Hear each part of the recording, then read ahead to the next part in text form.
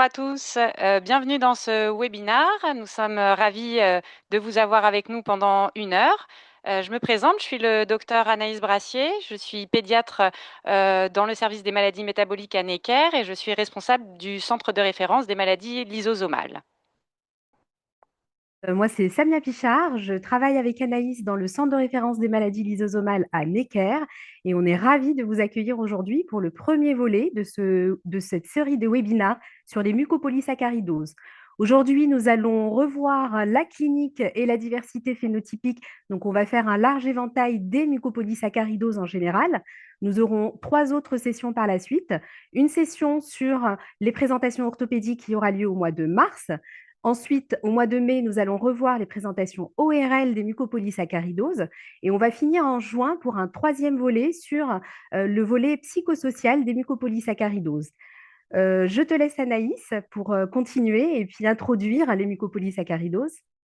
Donc, le webinaire va durer 1 heure. Nous allons présenter pendant 45 minutes et il y aura une session de questions-réponses pour les 15 dernières minutes. N'hésitez pas à poser vos questions durant la présentation dans l'onglet questions-réponses et à la fin, Samia et moi-même, nous y répondrons. À tout de suite. Donc, cette première partie est donc un peu générale, comme vous l'a dit Samia Pichard. C'est plutôt effectivement pour repérer les patients avec mucopolysaccharidose, vous montrer la diversité phénotypique et puis comment les diagnostiquer. Donc, on va commencer par un petit cas clinique pour vous mettre dans l'ambiance et on va partir d'une histoire d'une crise d'asthme pas tout à fait comme les autres. Et donc, vous allez voir l'histoire de ce petit garçon âgé de 20 mois. Donc, un petit garçon qu'on a découvert hospitalisé dans le service de pneumologie pédiatrique à Necker pour une pneumopathie hypoxémiante. C'était un petit garçon qui était passé par les urgences et nous, on nous appelle en maladie métabolique parce que les médecins pneumologues de Necker se demandent si il n'a pas une maladie de surcharge lysosomale. Effectivement, il a quelques particularités morphologiques et puis des signes ORL depuis toujours. Dans son histoire, on note aussi qu'il a fait plusieurs épisodes de bronchiolite. En tout cas, il a ce qu'on peut appeler un asthme du nourrisson, puisqu'il a fait 4 épisodes sifflants. Par ailleurs, quand on prend ses antécédents, c'est le 2e enfant de parents qui ne sont pas apparentés, d'origine franco-algérienne, et il a un grand frère bien portant. Et donc, il est effectivement hospitalisé en pneumologie parce qu'il a eu besoin d'oxygène, et puis que sur la radio, il y avait un foyer, donc pour une pneumopathie hypoxémiante. Pareil, quand on reprend un petit peu dans les antécédents, cet enfant ronfle beaucoup la nuit, donc on suspecte qu'il fasse un syndrome d'apnée obstructive du sommeil. Donc si on reprend un petit peu son histoire à cet enfant, on peut voir déjà qu'à la naissance, c'était un enfant qui était plutôt macrosome, avec un poids de naissance qui était confortable, et aussi une macrocranie, avec un PC de naissance qui était là largement haut, puisqu'il était à 40 centimètres. Et vous voyez à droite sur sa courbe de croissance que c'est un enfant qui a des mensurations plutôt confortables, avec un poids qui est sur plus 2,5 DS, une taille sur plus 1,5 DS. Et là, il n'y a pas la courbe du périmètre crânien, mais son PC continue à rester dans un couloir qui est à plus 2,5 DS. Par ailleurs, si on prend les quelques étapes clés de son développement psychomoteur, là actuellement il est âgé de 20 mois, il a marché à 15 mois, ce qui reste normal. Par contre, il a quand même un retard de langage puisque à 20 mois, il babille un peu, mais il dit seulement 10 mots. Donc, nous, on arrive en pneumologie puisqu'on nous appelle et vous avez les photos de ce petit garçon qui avait, vous voyez, ses aérosols, comme le montre, en témoigne la photo. Et effectivement, bah, à l'examen clinique, on note déjà effectivement cette macrocranie que vous voyez là, cette texture des cheveux un petit peu particulière, des cheveux qui sont assez rêches, assez drus, des particularités morphologiques avec un front assez bombant, vous voyez des traits un petit peu épaissi au niveau du visage. C'est un enfant, on voit, qui est encombré, il a une respiration qui est buccale. Il a par ailleurs, là vous voyez également sur la photo, un abdomen qui est volumineux, qui est ballonné et à la palpation, on note qu'il a une hépatosplénomégalie. Par ailleurs, ses parents nous le disent et on le constate aussi à l'examen clinique qu'il est assez, raide, alors au niveau des épaules pour, effectivement, bien lever les bras, mais également un petit peu au niveau, des doigts également, comme vous pouvez le voir sur la photo. Donc, il semble avoir quand même aussi, des raideurs articulaires un petit peu diffuses. Donc au total, vous voyez que ce petit garçon qui finalement est hospitalisé pour, on va dire quelque chose d'assez, classique, donc des antécédents, d'asthme et puis une pneumopathie, a finalement de forts arguments pour lui rechercher une maladie de surcharge lysosomale, en particulier une MPS. On reviendra dessus après avec les sous-types, mais probablement une forme précoce puisqu'il est petit. Les arguments cliniques sont les infections ORL répétées, l'hépatosplénomégalie, la macrocranie, le retard de langage et les particularités morphologiques.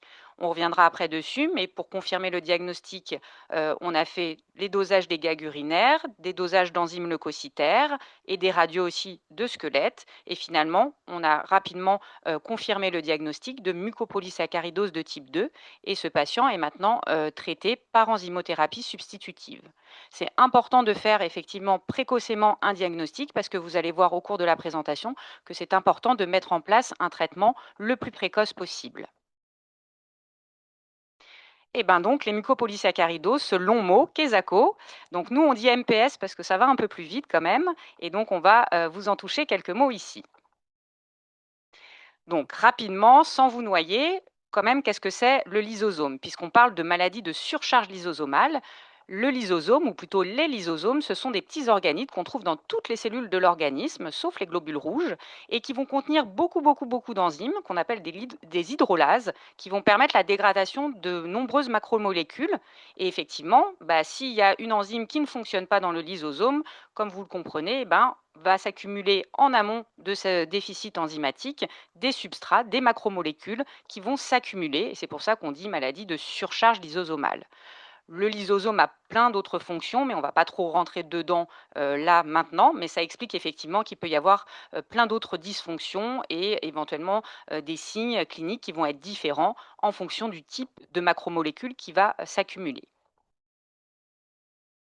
Donc, on va rentrer plus dans les MPS, les mucopolysaccharidoses. Ça a ce nom parce que, effectivement, qu'est-ce qui va s'accumuler dans ces maladies-là? Ça va être les glycosaminoglycanes ou mucopolysaccharides. Donc, on peut appeler ça les GAG pour glycosaminoglycanes, qui sont en fait des longues chaînes de sucre qui sont attachées à un squelette protéique, qui sont en fait les constituants des matrices extracellulaires. Et donc, vous comprenez aussi que ces maladies vont être des maladies qui sont très multiviscérales. La MPS 1, qu'on appelle aussi maladie de Hurler, mais vous allez voir après qu'il y a un spectre phénotypique, c'est la MPS la plus fréquente. À chaque fois, ce sont le déficit enzymatique d'une enzyme. Et toutes ces MPS sont des maladies qui sont génétiques, de transmission autosomique récessive, sauf la MPS 2, ou maladie de Hunter, qui, elle, est liée à l'X. Et c'est important de connaître ces maladies parce que finalement, c'est pas si rare, même si ça fait partie des maladies rares. Et surtout, il y a de nombreux traitements qui existent et maintenant des nouveaux essais cliniques. Donc, c'est important de pouvoir les diagnostiquer rapidement. Samia en reparlera après sur les traitements donc, qui peuvent être de l'enzymothérapie, de la greffe de moelle osseuse ou encore d'autres essais cliniques en cours. Donc ça, une deuxième petite diapositive pour vous dire la dégradation des glycosaminoglycanes, juste pour vous montrer que c'est compliqué. Les glycosaminoglycanes, il y en a 4 sortes différentes, les dermatane sulfate, héparane sulfate, kératane sulfate et chondroïtine sulfate. Et effectivement, en fonction de ce qui va s'accumuler, ça peut nous aider pour faire le diagnostic plus précis de quel type de mucopolysaccharidose. Et comme on l'a dit juste avant, ce sont effectivement les constituants des matrices extracellulaires. Et donc, une petite blague, grâce au gag, la vieillesse ne serait plus un naufrage et ce n'est pas un gag. Voilà. Donc, on va venir à la clinique. Les mucopolysaccharidoses, il faut retenir que effectivement, ce sont des patients qui vont présenter progressivement des atteintes qui vont être diverses et variées et qui peuvent atteindre finalement un peu tout.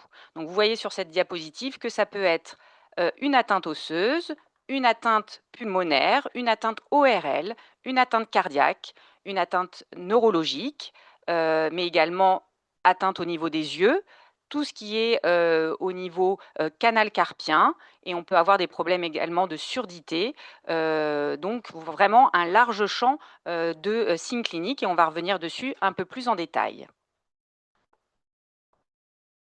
Donc la présentation clinique initiale, on va dire dans une forme un petit peu classique du petit, c'est des enfants qui normalement, il n'y a pas eu de problème pendant la grossesse, et ils sont normaux, ils vont bien à la naissance.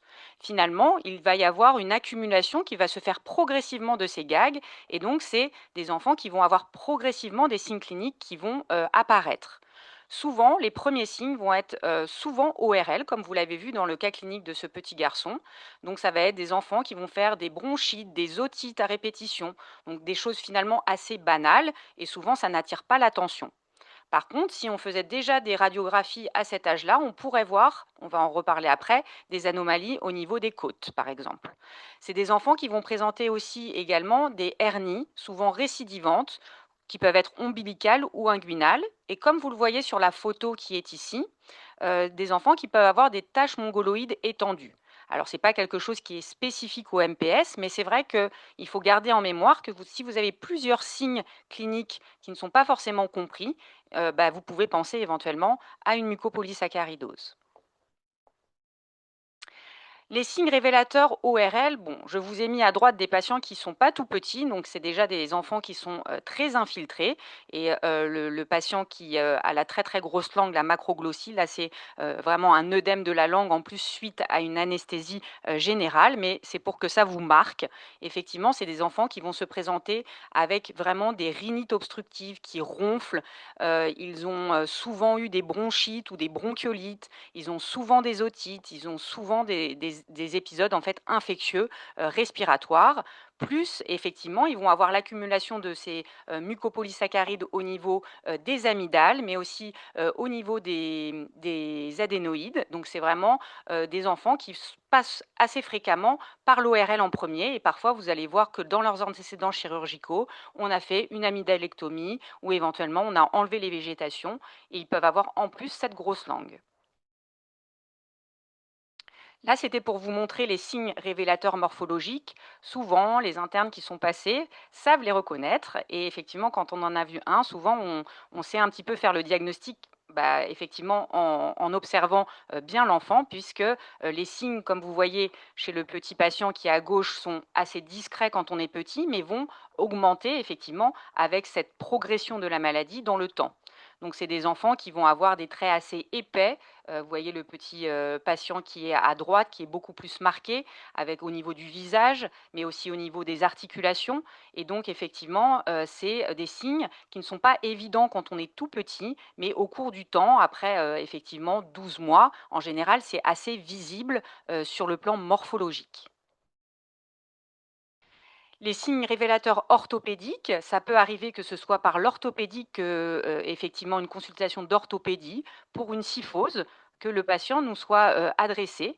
Donc là, vous voyez, différents patients qui ont, effectivement ce qu'on appelle une gibbosité. Donc, vous voyez à gauche le petit patient qui est assis avec son dos qui est courbé. Ça, c'est assez effectivement, pathognomonique, dans les MPS, en particulier la MPS 1 qui est la plus fréquente. Vous voyez à droite cet enfant qui a effectivement, quand il se baisse, vraiment cette gibbosité importante qu'on voit effectivement en position assise, mais aussi en position debout.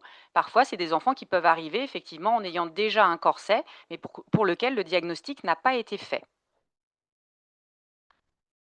Les autres signes révélateurs, orthopédiques, qui arrivent aussi progressivement, ce sont les raideurs dont on a parlé, qui peuvent être effectivement, assez importantes et qui peuvent être, très embêtantes dans la vie de tous les jours. Vous voyez à gauche ce petit patient qui, par exemple, a un flessum des genoux. Vous voyez qu'il ne peut pas étendre complètement ses jambes. Il a également un flessum au niveau des coudes, d'accord? Il ne peut pas complètement étendre ses coudes. Le patient au milieu qui ne peut pas bien élever les bras, donc vous voyez que c'est compliqué, donc ça atteint toutes les articulations, les grosses articulations, mais aussi les petites articulations. Et à droite, vous voyez un patient un peu plus âgé qui a ce qu'on appelle les mains en griffe. Il ne peut pas étendre complètement ses mains parce que au niveau de l'articulation de l'interphalangienne distale, eh ben, il y a des rétractions, des raideurs, et donc c'est aussi gênant pour l'appréhension. Donc c'est vraiment des signes orthopédiques qui sont très embêtants dans la vie de tous les jours. Par ailleurs, sur le plan morphologique, vous le voyez bien sur le petit patient qui est à gauche, c'est des enfants qui n'ont pas beaucoup de cou, qui ont un cou très court, ce qui va gêner aussi pour effectivement la manipulation, éventuellement pour les anesthésies. Donc c'est effectivement un morphotype qui est très particulier. Les signes neurologiques parfois révélateurs, c'est arrivé, quelques fois que le patient, soit d'abord hospitalisé en neurochirurgie et pareil, on va nous appeler parce qu'il présente d'autres signes. Ces patients peuvent avoir une hydrocéphalie. Donc là, vous voyez sur les imageries comme c'est, vraiment majeur chez ce patient. Donc, une hydrocéphalie avec vraiment, les ventricules, extrêmement, dilatés, et c'est des patients qui, dans ces cas-là, s'ils ont cette hydrocéphalie aussi importante, ont en général une augmentation du périmètre crânien. Ils peuvent avoir des signes d'hypertension intracrânienne avec les vomissements, la perte éventuellement de la vision, l'œdème papillaire. Et là, bah, l'urgence, ça va être de faire une dérivation ventriculo-péritonéale pour effectivement cette hydrocéphalie qui est majeure. Donc au total, si on reprend un petit peu les différents symptômes, vous avez vu la dysmorphie faciale caractéristique qui arrive encore une fois progressivement. Si vous reprenez des photos d'un enfant dans les premiers mois de vie, ce n'est pas si évident. Et donc on dit que les traits sont effectivement épais. Il y a la macrocranie, il y a la macroglossie, la texture des cheveux qui est particulier. Parfois la peau peut être aussi épaissie. Les signes ORL, on en a largement parlé, donc les infections ORL récidivantes, qui peuvent conduire éventuellement à une surdité de transmission, parfois associée à une surdité de perception. C'est des patients qui peuvent présenter un petit peu plus tard des problèmes au niveau oculaire. Vous voyez là sur la photo cette espèce de voile blanc sur l'œil, donc qui sont des opacités cornéennes par accumulation des glycosaminoglycanes au niveau de la cornée. Et plus tardivement, ils peuvent faire également des problèmes au niveau de la rétine, des rétinopathies et également des glaucomes. Les signes gastro-intestinaux, on en a parlé, donc des hépatosplénomégalies, qui n'entraînent pas d'insuffisance hépatocellulaire comme dans d'autres maladies métaboliques, mais qui sont souvent assez majeures, et les hernies ombilicales et inguinales récidivantes. On n'avait pas parlé de l'atteinte cardiaque parce que souvent ce n'est pas un signe révélateur, mais si on fait et on surveille le cœur de ces patients, au niveau de l'atteinte cardiaque, il va y avoir une infiltration des valves cardiaques par les glycosaminoglycanes. Donc, c'est des enfants qui peuvent avoir effectivement des dysfonctionnements des valves cardiaques et également un épaississement du cœur, donc une cardiomyopathie hypertrophique qu'on va surveiller. Les signes cliniques, donc ça, on en a parlé déjà, mais pour résumer, les signes ostéo-articulaires qui sont assez majeurs dans ce groupe de maladies-là, avec un enraidissement articulaire qui va être progressif. On va vous montrer des radios pour vous montrer effectivement l'atteinte au niveau du dos, mais également au niveau des mains, la dysplasie fémorale, et puis effectivement les mains en griffe. Les signes neurologiques, on en a parlé un peu. Il y a également des signes neurologiques périphériques. Il va y avoir chez ces enfants assez facilement un syndrome du canal carpien, qui est quand même une cause rare chez l'enfant. Il y a peu de canal carpien chez l'enfant. Il va y avoir pareil une accumulation au niveau autour du nerf médian, et donc un syndrome du canal carpien. Il y a des formes de MPS où il va y avoir un retard des acquisitions et parfois même une régression au niveau neurologique. Et vraiment une particularité, il faut faire très attention, c'est des enfants qui ont souvent une étroitesse au niveau du trou occipital, parfois aussi une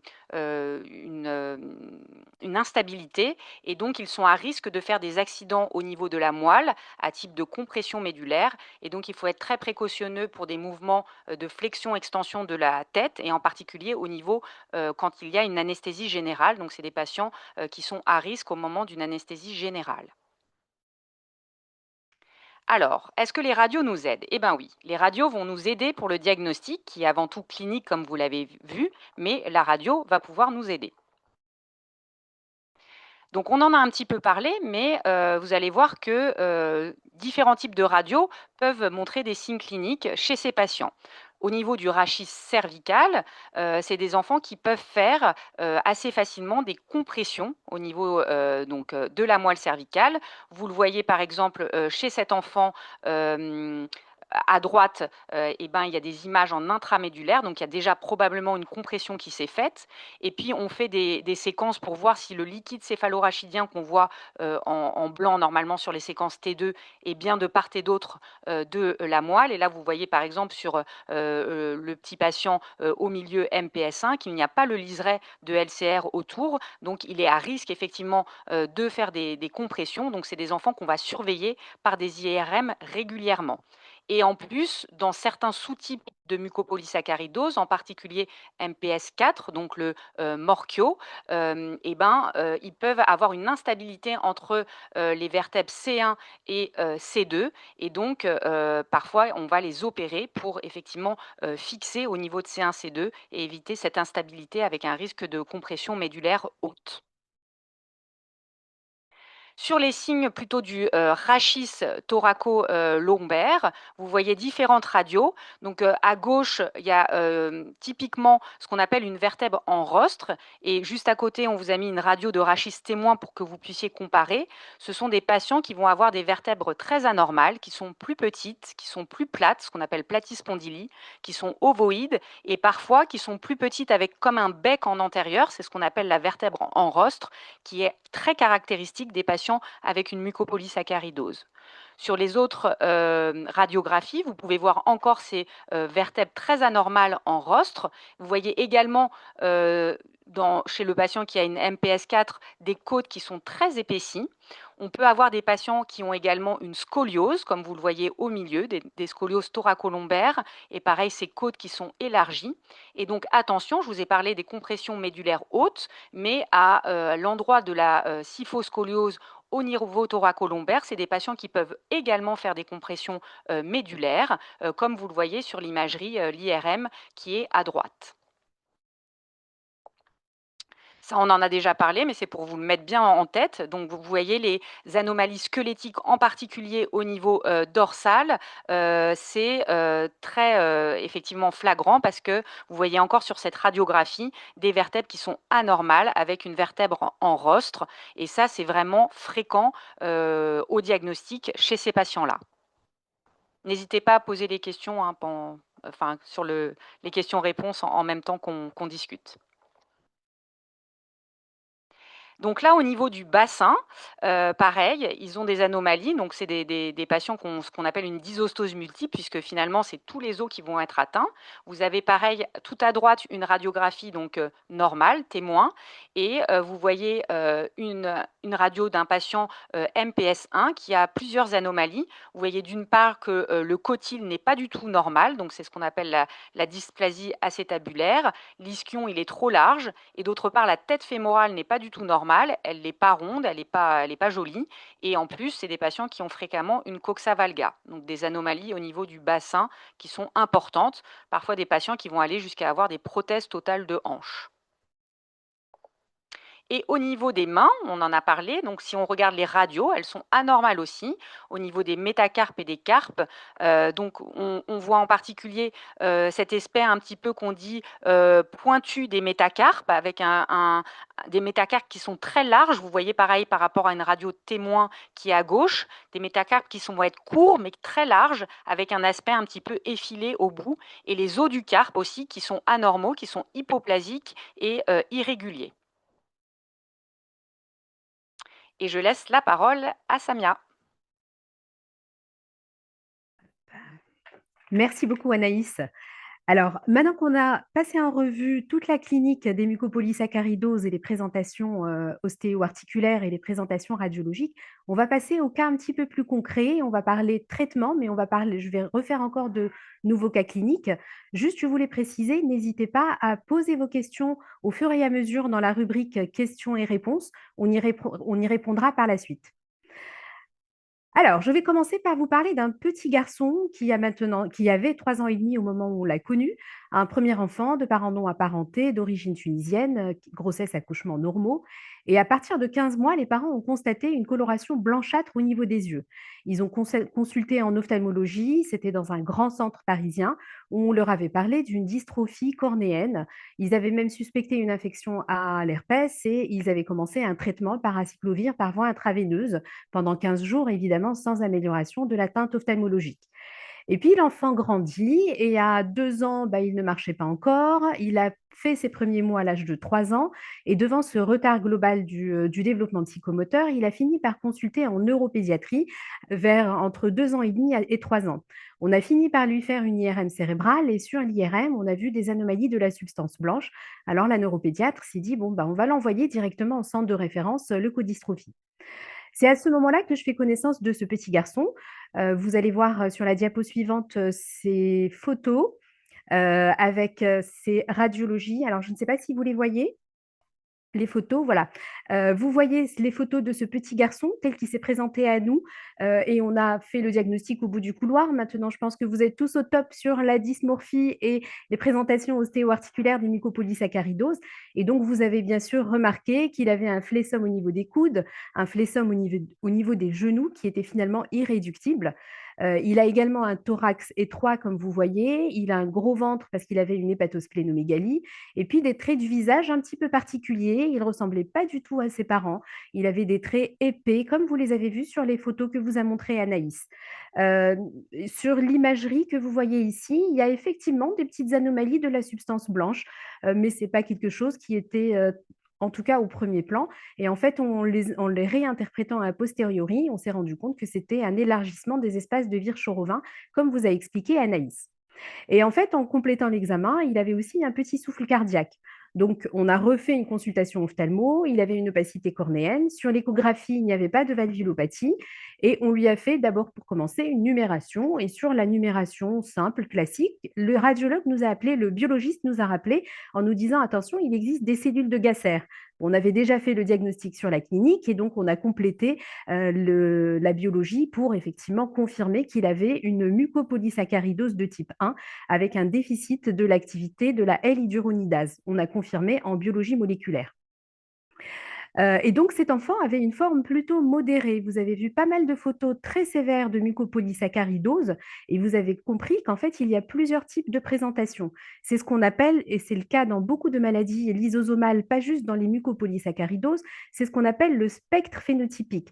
Dans la mucopolysaccharidose de type 1, c'est encore plus important et donc vous voyez ici 3 formes différentes qu'on a bien identifiées, de la même maladie qui est issue du même déficit enzymatique et vous allez voir que dans la forme sévère que vous voyez à gauche avec la photo de la jeune fille à gauche, c'est ce qu'on appelle pour la mucopolysaccharidose la maladie de Hurler. Le diagnostic est fait très précocement parce que l'activité enzymatique est extrêmement basse et malheureusement, c'est des formes très sévères avec un décès qui survient en général avant, l'âge de 10 ans, avec une atteinte importante du système nerveux central. C'est des enfants qui ont une déficience intellectuelle assez marquée.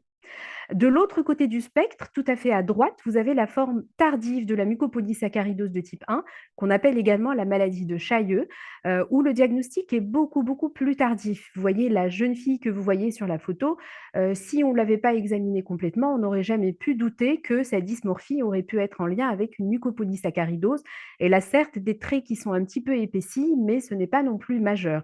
Mais par contre, c'est en l'examinant, on va se rendre compte qu'elle a une atteinte ostéo-articulaire avec surtout des limitations articulaires importantes, notamment au niveau des épaules. Et c'est ce qu'on appelle la forme tardive, avec un déficit enzymatique qui est présent, mais moins important que pour les formes sévères. Les présentations en général sont plus tardives, comme je vous disais, avec un décès qui, s'il survient, survient beaucoup, beaucoup plus tardivement, plutôt à l'âge adulte. En général, il n'y a pas d'atteinte neurologique centrale, donc ces enfants-là n'ont pas de déficience intellectuelle. Et entre la forme très sévère que vous voyez ici et la forme extrêmement tardive, vous avez tout un spectre phénotypique de atteintes qu'on appelle maladie de Hurler-Chailleux, où les présentations peuvent être beaucoup plus modérées, où on va avoir des diagnostics plutôt entre l'âge de 3 ans, voire jusqu'à 8 ans. Et s'il y a un décès qui survient beaucoup plus tard, de complications, surtout orthopédiques, mais également cardiaques ou neurochirurgicales. Là, vous voyez sur cette diapo les différentes mucopolysaccharidoses. On vous a surtout parlé de la mucopolysaccharidose de type 1, qui est la forme la mucopolysaccharidose la plus fréquente. Je ne vais pas vous détailler tout ce tableau un peu compliqué, mais juste pour vous dire qu'il y a d'autres mucopolysaccharidoses, la 2, la 3, la 4, la 6 et la 7, qui vont avoir finalement des présentations très différentes. On vous a parlé initialement, Anaïs vous a montré un cas clinique de mucopolysaccharidose de type 2, qui est en général assez similaire à la mucopolysaccharidose de type 1. Il y a d'autres formes, notamment la 4 et la 6, qui vont avoir une présentation ostéo-articulaire beaucoup plus importante et au premier plan. Et donc, je vais vous parler à ce moment-là une autre présentation clinique des mucopolysaccharidoses qui vont se présenter plutôt par des formes ostéo-articulaires. Donc, je vous montre ce cas clinique de cette jeune fille qui était âgée de 3 ans quand elle a commencé à avoir ses premiers symptômes. Elle avait commencé déjà à l'âge de 2 ans parce qu'elle avait une déformation des poignets. Elle avait une hyperlaxité globale avec des poignets qu'on appelle en coup de vent cubital externe avec une grande laxité ligamentaire, que ce soit au niveau des poignets, mais également au niveau des genoux. Et elle avait consulté initialement à l'âge de 2 ans pour un infléchissement staturopondéral. Vous voyez sur la courbe staturopondérale et sur la courbe de gauche en bas, donc la courbe de la taille, qu'elle a commencé à infléchir sa taille dès l'âge de 1 an et demi, 2 ans, où elle est arrivée très rapidement à moins de DS. Sur la diapo suivante, on voit qu'à l'âge de 5 ans où le diagnostic a été posé, elle avait quand même infléchi sa taille jusqu'à moins 4,5 DS, avec toujours un infléchissement de son poids, un périmètre crânien qui était tout à fait normal. Et vous voyez sur les radiographies à droite qu'elle avait un génuvalgum qui continuait à se majorer. Vous voyez également sur l'imagerie en haut à droite qu'elle avait en plus une compression médulaire avec les particularités de la radiologie du rachis que vous voyez au milieu, que comme vous a décrit Anaïs avec les vertèbres en rostre. Et évidemment, vous la voyez également elle-même sur la photo de gauche. Elle présente une kyphoscoliose, un pectus excavatum et surtout une grande hyperlaxité des mollets et une faiblesse globale. Et donc, cette présentation clinique très ostéo-articulaire est assez typique de la mucopolysaccharidose de type 3, qui a été diagnostiquée beaucoup plus tard. Donc là, maintenant qu'on a vu un petit peu les présentations cliniques, que vous avez pu approcher le diagnostic, comment on va faire finalement pour le confirmer? Le diagnostic, comme je vous l'ai dit, sur un frottis, sur un simple frottis sanguin, on peut avoir des cellules de Gasser, mais à ce moment-là, il faut avoir un bon cytologiste qui soit assez formé à ces particularités. Vous voyez sur la photo des cellules sanguines, vous voyez des lymphocytes qui sont un petit peu de morphologie, on va dire, différente et qui montrent la surcharge au niveau des lymphocytes également. Mais attention, les automates ne la détectent absolument pas, donc il faut vraiment avoir l'œil d'un cytologiste. Mais évidemment, c'est pas sur la biologie standard qu'on va confirmer le diagnostic. Anaïs vous a largement parlé des mucopolysaccharides ou des GAG, des glycosaminoglycanes. Et en fait, il faut aller faire un screening spécifique de ces GAG sur une simple analyse urinaire. Il faut juste réussir à récupérer un minimum de 10 millilitres d'urine qu'on va envoyer dans des laboratoires spécialisés dont va vous donner la liste à la fin. Et vous allez voir, alors ils vont d'abord faire un dosage quantitatif. Et si sur le plan quantitatif, on voit qu'il y a une augmentation des GAG totaux, à ce moment-là, ils vont faire une électrophorèse pour savoir quel est le GAG ou le mucopolysaccharide qui va être élevé. Et en fonction de cette proportion, on va pouvoir orienter vers est-ce qu'il s'agit d'une MPS1, d'une MPS3, 4 ou 6. Par exemple, si la MPS 6, si le kératane sulfase est très élevé, on va plutôt se rapprocher d'une mucopolysaccharidose de type 4. Mais évidemment, on ne va le confirmer que lorsqu'on va aller doser l'enzyme. Et là aussi, ça se fait dans des laboratoires spécialisés. C'est un simple tube DTA qu'il faut envoyer dans des laboratoires dont on va vous donner la liste à la fin. Et on va confirmer évidemment en biologie moléculaire en allant séquencer le gène responsable. Une fois le diagnostic posé, comment va-t-on traiter? Si on vous fait tout ce laïus sur ces maladies, c'est qu'il existe évidemment des traitements, notamment les traitements symptomatiques qui doivent toujours être au premier plan. C'est des enfants qui vont faire beaucoup d'infections ORL, donc évidemment les antibiotiques pour les infections ORL.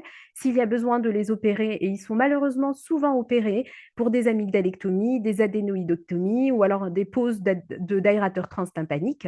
Ils peuvent avoir également des cures chirurgicales de leur hernie inguinale ou ombilicale, ou alors des chirurgies plutôt orthopédiques pour le génuvalgus, une arthrodèse pour leur dos, le canal carpien qui est malheureusement qui peut être assez récidivant, c'est-à-dire malgré l'intervention, il peut y avoir une récidive du canal carpien. Il peut y avoir également des interventions et des prises en charge sur le plan ophtalmo. Ils ont quasiment tous des troubles de la réfraction qui nécessitent un port de lunettes. Et surtout, quand on parle de chirurgie, toujours faire attention à l'anesthésie qui doit être très, très, très cadrée et c'est pour ça qu'il est important, d'assister au prochain, webinaire sur les mucopolysaccharidoses parce qu'on va insister sur la présentation ORL et les difficultés d'intubation chez ces enfants-là, qui peuvent aussi donner des complications extrêmement graves au moment de l'anesthésie si les anesthésistes ne sont pas formés et ne sont pas sensibilisés à ces particularités. Et puis, il existe aussi des traitements spécifiques. Alors, il y en a 2 qu'on peut proposer dans les mucopolysaccharidoses. Déjà, il existe l'enzymothérapie substitutive qui est disponible pour un certain nombre de MPS, que ce soit la MPS 1, 2, la MPS 4, 6 et même la MPS 7. Le principe est assez simple. Donc, il manque une enzyme. Donc, on va substituer l'enzyme, mais ça va être par voie intraveineuse. Et c'est un traitement qui va se faire régulièrement toutes les semaines et c'est un traitement à vie. Alors malheureusement, l'enzymothérapie ne va pas passer la barrière hémato-méningée et donc ce qui fait qu'on n'aura pas de répercussions sur l'atteinte neurologique. Donc les enfants, comme je vous ai décrit tout à l'heure, et notamment les mucopolysaccharidoses 1, 2 ou même 3, d'ailleurs le traitement n'existe pas pour la 3, où il y a une présentation neurologique, ils ne vont pas être améliorés par l'enzymothérapie. Il n'y a pas non plus de passage au niveau de l'os ou alors très, très faible au niveau de l'os et donc, il y a une, moins bonne, imprégnation et donc une moins bonne réponse pour les enfants qui ont des présentations purement ostéo-articulaires. Et puis, l'autre alternative, c'est il est possible de proposer une greffe de moelle osseuse. Alors, vous savez, les greffes de moelle, c'est ce qu'on propose pour les maladies hématologiques. Donc, c'est un traitement qui est très lourd. Le principe est également simple. L'enfant ne possède pas d'enzyme, donc on va le greffer d'une moelle osseuse qui va finalement aller diffuser des globules blancs qui vont aller partout et notamment passer la barrière hémato-méningée et vont se transformer en microglies en intracérébral pour pouvoir sécréter de l'enzyme in situ et donc avoir de l'enzyme qui va circuler partout.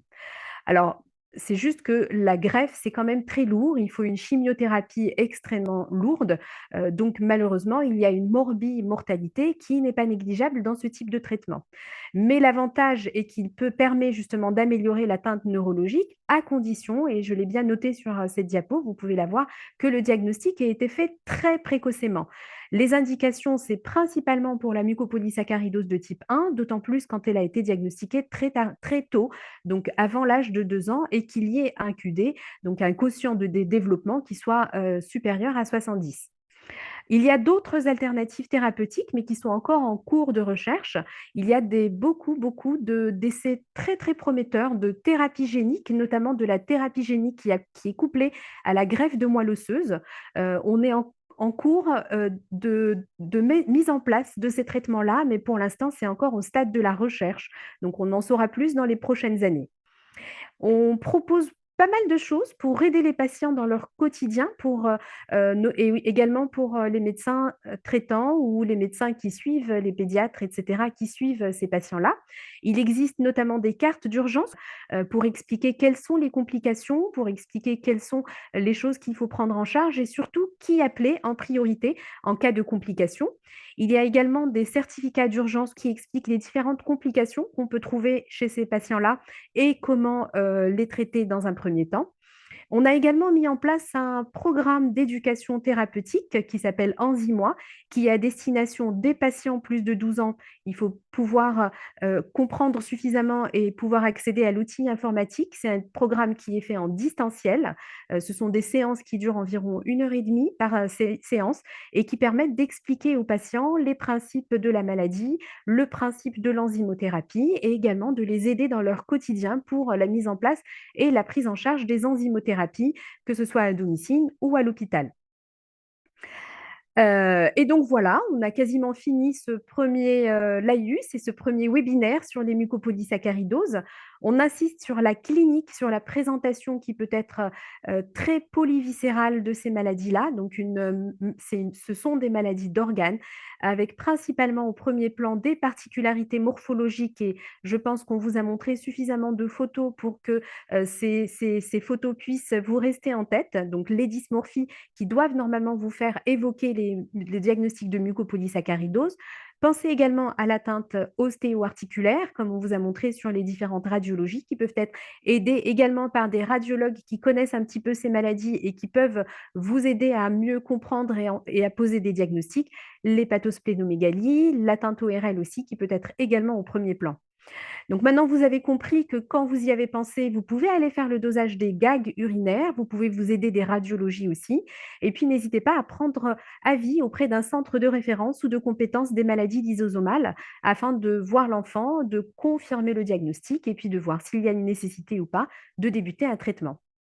Et j'insiste sur la précocité du diagnostic, vous l'avez compris, plus tôt on traite, plus vite on pourra proposer des diagnostics qui seront plus efficaces et donc le pronostic, fonctionnel et même vital peut être extrêmement lié à la précocité du diagnostic. Et je finis avec, une diapo où on vous met certains liens utiles. Vous avez le lien de la filière G2M où vous pouvez avoir beaucoup d'informations, que ce soit le PNDS, donc le protocole national de diagnostic et de soins des mucopolysaccharidoses qui a été mis à jour en 2025, que vous pouvez récupérer soit sur le site de la HAS ou sur le site de la filière. Vous pouvez également retrouver sur la filière les informations que je vous ai montrées sur la carte d'urgence, sur les protocoles d'urgence, mais également les informations sur le programme d'éducation thérapeutique en 10 mois, où vous pouvez également vous inscrire. Et puis, vous avez également des informations sur le site du CETL. Le CETL, c'est le Comité d'évaluation thérapeutique des maladies lysosomales. C'est un groupe d'experts qui rassemble en fonction des maladies un certain nombre d'experts. Donc, il existe un CET MPS où on se réunit régulièrement tous les 3-4 mois pour discuter des patients, discuter des indications thérapeutiques et surtout nous informer sur la recherche et dès qu'il y a de nouveaux traitements qu'on peut proposer à nos patients. Et puis, vous avez surtout la liste des laboratoires pour lesquels vous pouvez envoyer vos prélèvements lorsque vous avez la suspicion diagnostique.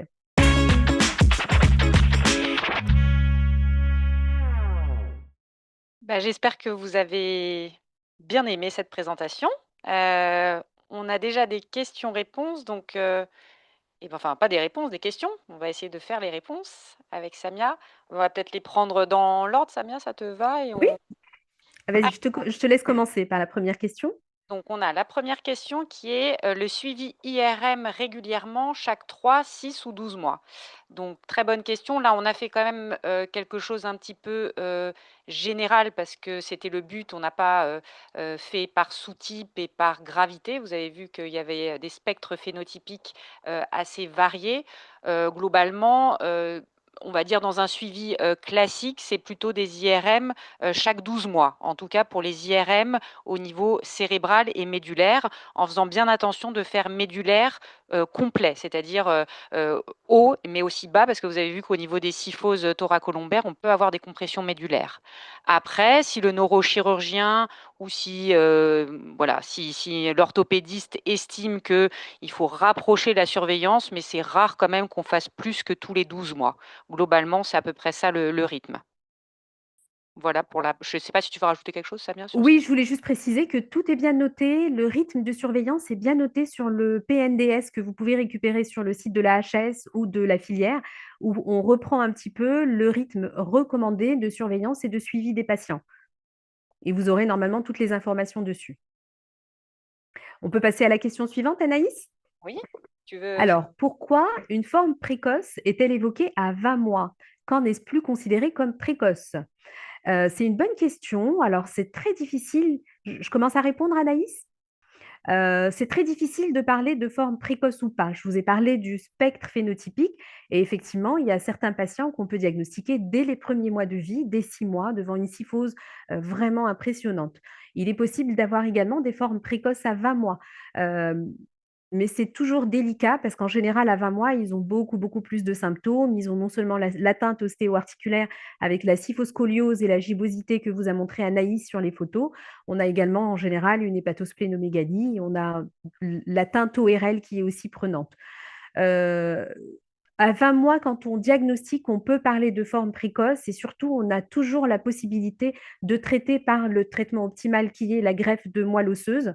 Et donc, il faut très vite l'adresser aux spécialistes et aux centres de référence ou de compétences pour discuter d'un traitement à mettre en place dès que possible. Pour l'instant, la greffe de moelle osseuse reste le traitement qu'on propose et qui donnerait le plus d'effet, en tout cas sur le plan neurologique. Donc, il ne faut pas hésiter, dès que vous diagnostiquez un enfant très tôt, en tout cas avant l'âge de 2 ans, de l'adresser très, très rapidement. Et juste pour ajouter, parce que je pense que c'est peut-être par rapport au premier cas clinique que j'ai fait du petit garçon de 20 mois. Donc là, on est dans le cadre d'une MPS 2, donc c'est pas forcément recommandé de faire une greffe de moelle osseuse. Donc c'est plutôt l'enzymothérapie. Après, il y a beaucoup d'essais cliniques, mais on n'est pas rentré là-dedans. Et donc effectivement, on voit qu'à 20 mois, c'est un enfant qui a déjà beaucoup de signes. En fait, si on reprend les antécédents, alors c'est toujours difficile, hein, rétrospectivement, de se dire on aurait pu le diagnostiquer avant, mais en général, effectivement, quand on a des signes précoces dans les 2 premières années de vie, c'est plutôt on considère ça plutôt comme une forme précoce. Après, c'est toujours pareil, c'est ce que vient de dire Samia, ce sont quand même des spectres phénotypiques et après, parfois on peut avoir des formes un petit peu intermédiaires entre, voilà, entre 2 grands spectres. Mais, globalement 20 mois avec beaucoup de signes cliniques, ça reste une forme qui est précoce. Mmh. Alors la question de Niel, merci Niel, notre interne. Pour la MPS1, peut-on faire la différence entre hurleur et hurleur-shy d'emblée ou qu'en fonction de l'évolution? Donc ça rejoint un petit peu la question d'avant.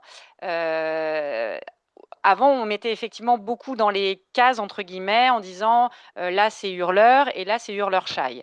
Après, entre un hurleur-shy précoce et un hurleur, finalement, où est la différence? Donc, c'est pas forcément très facile. Globalement, encore une fois, si les signes sont très précoces et que ça va être un enfant qu'on diagnostique avant l'âge de 2 ans, comme vous l'a dit Samia, ça va être des enfants qu'on va proposer à la greffe de moelle osseuse, qui est le traitement de référence. Il n'y a pas de danger ou il n'y a pas de choses qui ont été mal faites si finalement on se dit bah, il était peut-être un peu moins sévère qu'une maladie de hurleur. Après, il y a des classifications aussi qui peuvent aider un petit peu avec la génétique. On sait qu'il y a des variants, surtout des mutations stop, qui sont très en faveur de formes hurleur.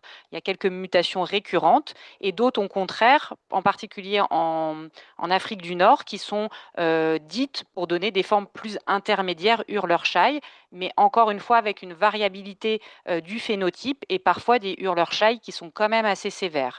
Donc ça reste une distinction qui est un petit peu théorique et la discussion par exemple d'une greffe de moelle osseuse peut se faire pour un patient dont on hésite un petit peu sur le type de forme au cours de ce qu'on appelle les CET MPS. Donc c'est le comité d'évaluation thérapeutique dont on fait partie avec Samia, qui est un comité national et on peut discuter effectivement de certains cas où éventuellement on a un doute, où les choses ne sont pas totalement tranchées.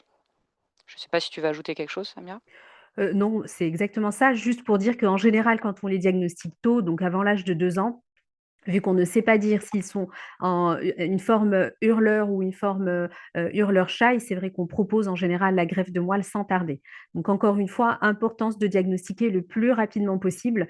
Et finalement, le type ne nous importe peu parce que quand on les diagnostique avant 2 ans, c'est qu'ils ont des symptômes cliniques. Ça va être plus compliqué quand on aura le dépistage néonatal, mais je pense que ça fait partie des questions qui arrivent bientôt. Et donc, on aura d'autres débats par la suite. Alors, la question suivante, le diagnostic pourrait-il être fait avant la naissance, sans demande spécifique et de manière générale, si pas de données familiales anormales? Alors, en général, non. À ce jour, ce n'est pas possible. Il peut y avoir des présentations anténatales, c'est-à-dire, déjà en anténatal, on peut avoir des échographies qui ne sont pas complètement normales et qui montrent qu'on appelle une anasarque, par exemple, ou un liquide amniotique, un hydramnios, ou il y a des parfois, mais extrêmement rare et pour les formes très sévères, on peut avoir un diagnostic en anténatal, notamment pour certaines MPS, la MPS 7 par exemple, dans des formes sévères, on peut faire un diagnostic anténatal. Mais c'est rare et en général, c'est quand même précurseur d'une forme sévère. En général, à ce moment-là, on propose une amniosynthèse et on confirme le diagnostic, soit en dosant les mucopolysaccharides dans le liquide amniotique ou en dosant directement les enzymes ou en faisant un panel génétique. Mais c'est vrai que sans demande spécifique et de manière générale, on ne diagnostique jamais les MPS en anténatal. Ah oui, pour Vous avez le autre chose à rajouter, oui, Anaïs?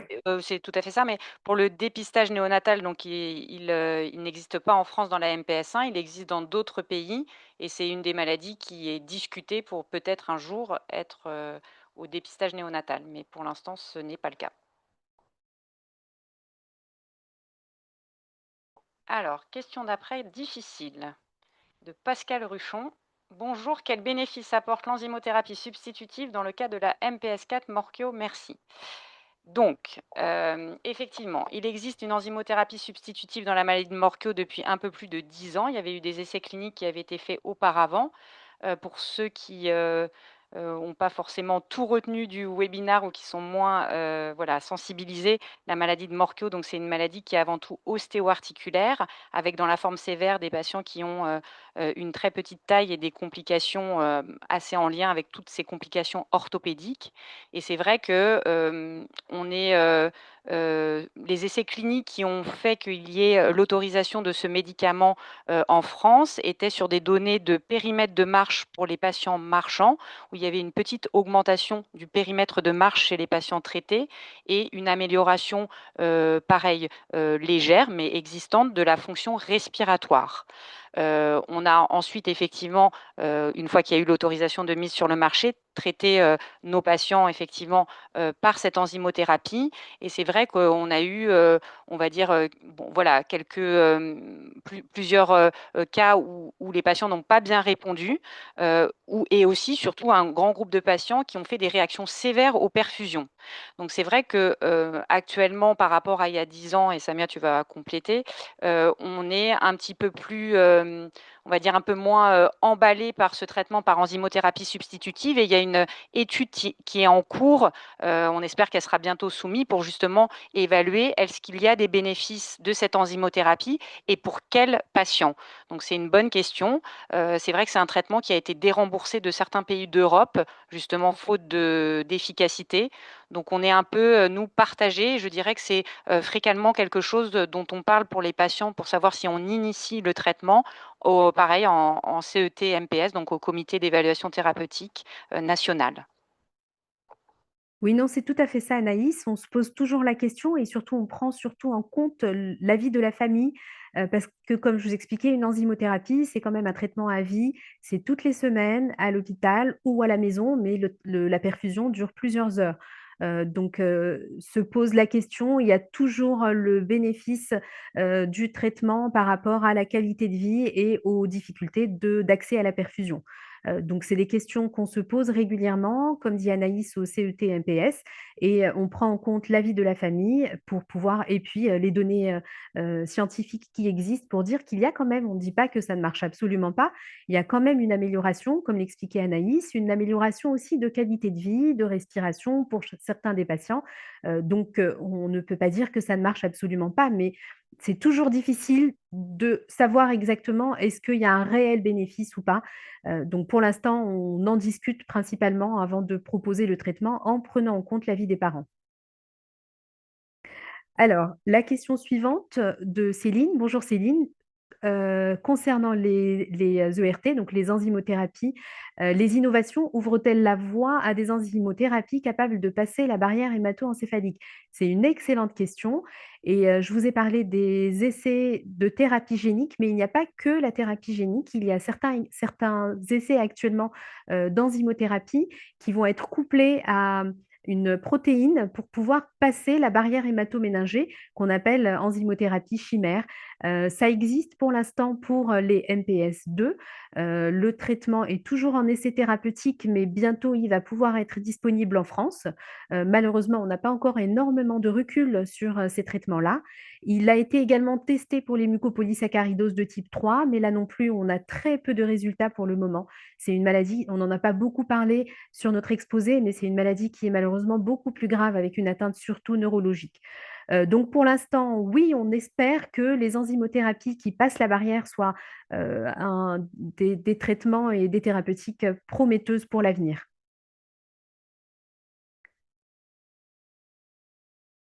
Bonjour madame Mokedem. Alors, je vois de quoi vous parlez. Peut-être Samia saura mieux répondre du coup, mais moi j'ai une vision un peu biaisée. Pouvez-vous me dire les patients MPS1, s'il y a des troubles gastro-intestinaux type ballonnement? Hem, alors tous, non. En tout cas, c'est vrai qu'on n'en a pas beaucoup parlé et j'aurais pu le rajouter dans les signes cliniques. Effectivement, dans les signes digestifs, il y a beaucoup de patients MPS, on va dire, même pas que un, mais qui présentent plutôt des, alternances, enfin en tout cas des diarrhées ou des constipations ou l'alternance entre les diarrhées et les constipations. Ça, c'est un signe qui est, fréquent, qui peut s'améliorer, sous traitement, mais pas toujours. Effectivement, le ballonnement, alors comme c'est le cas de votre fille, qui est important, bon, il y a peut-être quand même, quelque chose en lien avec le fait qu'il y ait l'intolérance en plus au gluten. Après, je sais pas, Samia, si toi, il y a beaucoup de patients qui sont très ballonnés? Ils peuvent être gênés par leur hépatosplénomégalie, Ah oui, là, c'est pas le cas? mais non, ballonnement, je n'ai pas. Alors, il est décrit des signes gastro-intestinaux, mais c'est plus à type de troubles du transit avec des diarrhées principalement, mais je n'ai pas la notion de ballonnement spécifiquement dans les MPS. Mais Les autres peut-être que ça pas vaudrait le coup de lancer une étude clinique à ce sujet. elle est suivie déjà en gastro, donc bon, D'accord. à suivre. Alors, la question suivante, la question de Anne Michon. Bonjour. Bonjour. Un bébé qui présente une tache mongoloïde sans contexte d'origine des parents peut-elle faire penser à une MPS si association d'un PC augmenté pour un nouveau-né? C'est une excellente question. Alors là, on a non seulement une tache mongoloïde, mais en plus, on a un PC augmenté. Donc, c'est vraiment l'examen clinique. On vous a montré que c'est des maladies multisystémiques. Une tache mongoloïde isolée, c'est, comme vous le savez, extrêmement fréquent dans la population générale. Un PC augmenté également est fréquent dans la population générale. Mais de principe, je pense surtout qu'il s'agit d'un nouveau-né. Au moindre doute, d'autant plus, même s'il n'y a pas de dysmorphie pour un nouveau-né, parce qu'on peut ne pas en avoir, je pense que c'est pas très méchant de faire un dosage ou un screening des gags urinaires, des MPS urinaires. À ce moment-là, si c'est positif, on s'oriente vers une mucopolysaccharidose. Si c'est négatif, on peut en tout cas éliminer le diagnostic de mucopolysaccharidose. En général, le dosage des MPS est aussi couplé aux oligosaccharides urinaires et il faut faire les deux parce que parfois on peut avoir d'autres maladies lysosomales qui ont cette présentation clinique. Tu avais autre chose à rajouter, Anaïs? Non, ça me va. Ensuite, alors, spectateur anonyme, pourquoi ne pas ajouter au dépistage néonatal une partie urinaire où on cherche les gags urinaires? Alors, pour plusieurs raisons, mais bon, on a déjà parlé du dépistage. En fait, c'est compliqué déjà de mettre au point un dépistage, néonatal avec les urines parce que bon, bref, il faut avoir, les urines le bon jour, la bonne quantité, la même concentration et après un dépistage par quelque chose où on va pas avoir une sensibilité, une spécificité qui est proche de 100, c'est compliqué. Or, les gags urinaires, ça reste un moyen, de on va dire, une première étape du diagnostic, mais en fait, il faut faire de l'enzymo, quoi. D'ailleurs, c'est ce qui est fait pour les diagnostics, du dépistage néonatal dans les autres pays qui le font, c'est sur des dosages enzymatiques. Les gags urinaires, ça peut être, faussement positif ou faussement négatif, c'est rare, mais ça peut et donc il faut quelque chose de fiable quand on fait un dépistage néonatal. Tu veux dire autre Non, chose? c'est exactement ça. C'est le dosage enzymatique en général. Alors, on a encore une question de Madame Mokedem. Y a-t-il des solutions pour les distensions abdominales? Euh, je pense qu'Anaïs a répondu et puis je pense que vous avez un suivi auprès d'un gastro-entérologue. Je n'ai pas plus de réponse à ça, en tout cas sur le plan purement MPS, je n'ai pas d'informations. Sinon, on peut passer à la question suivante. Alors je crois Tu que veux là que je continue? c'est juste un remerciement. Madame, Ah, Nicole Charme, c'est gentil. Merci, qui dit que l'information était claire. Merci madame. merci. Après il y a Sabine. Tu veux que je lise? Les patients Type de présentent-ils des troubles alors ouf, ça a sauté, excusez-moi. Présentent-ils des troubles alimentaires, une diminution des apports ou des difficultés de déglutition? Alors, difficile comme question parce que la diminution des apports et les troubles alimentaires peuvent être une conséquence d'un état général qui peut être un peu affaibli quand on a une hépatosplénomégalie ou on a des difficultés ORL avec de grosses amygdales, on peut avoir des difficultés à déglutir. Mais c'est pas vraiment spécifique de la mucopolysaccharidose. Tu avais d'autres, non, ça me remarques? Ludivine, notre interne. Quid de la poursuite de l'enzymothérapie après la greffe pour les MPS1? Vous avez des questions difficiles. Alors ça n'a pas été publié, mais on va publier. Théoriquement, si la greffe de moelle osseuse a bien marché et qu'on a ce qu'on appelle un bon chimérisme, du coup, on n'a pas besoin en théorie de faire en plus de l'enzymothérapie. La question qui se pose, c'est qu'effectivement, même avec la greffe, les patients, ils peuvent avoir encore une atteinte ostéo-articulaire et éventuellement l'atteinte ophtalmo. Mais ça, malheureusement, l'enzymothérapie ne va pas mieux marcher dessus. Donc, ce n'est pas quelque chose qu'on recommande à l'heure actuelle, même si d'avoir plus d'enzymes, on se dit que peut-être ça améliorerait les choses, mais il y a aussi le confort de vie du patient. Et donc, effectivement, faire des enzymothérapies toutes les semaines, en plus d'avoir eu la greffe, ce n'est pas quelque chose qui est actuellement consensuel. J'espère avec la thérapie génique ex vivo qu'on n'aura pas besoin de ça. Alors, il nous reste 1 minute avant la fin du webinaire. Je peux essayer de regrouper les 2 questions suivantes et essayer d'y répondre rapidement. Peut-on exclure une mucopolysaccharidose avec des MPS quantitatifs normaux et quand demander les qualitatifs? En général, les qualitatifs ne sont faits que lorsque les quantitatifs sont élevés et parfois, de rares cas, notamment dans les MPS 3, on peut avoir des faux MPS, dosage des MPS ou alors vraiment limite, mais en général, on peut facilement les exclure et encore une fois, c'est la présentation clinique. Quand on a une présentation clinique qui est très favorable et très en faveur d'une MPS, en général, il faut pousser un petit peu plus loin et se pose même la question d'aller faire directement les dosages enzymatiques, mais après avoir discuté avec le biologiste. Et rapidement, la dernière question, quid des médicaments et de la surveillance dans les enzymothérapies, notamment dans le Morquio et du traitement et en conséquence?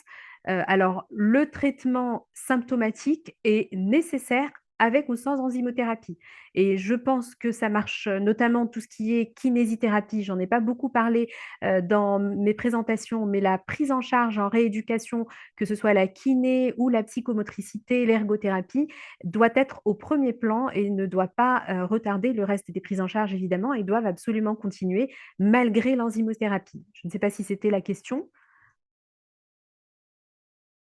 Voilà. Est-ce que tu voulais rajouter autre chose? Non, on peut dire à Madame Ruchon qui demande pour son fils avec une maladie de Morquio à 13 ans qui a une hydrocéphalie avec une dérivation ventriculaire en urgence, mais vous dites que c'est en rapport avec une tumeur cérébrale. Je pense malheureusement que c'est plutôt en lien avec ça et que du coup, ça n'est pas en lien avec la MPS. Mais donc, je suis plutôt d'accord avec ce qu'on vous Mmh. dit, même si effectivement, ça fait deux choses, mais malheureusement, ça peut arriver. Oui, je suis d'accord avec Anaïs. Et merci. Les autres, c'est plutôt merci. Merci à tous. Et Eh on ben, merci à tous. la filière G2M pour l'organisation de ce webinaire. On espère vous avoir nombreux à la prochaine session et peut-être on pourra répondre à d'autres questions parce que là, le temps est fini. Mais en tout cas, merci à tous d'avoir participé et d'avoir écouté ce webinaire. Merci.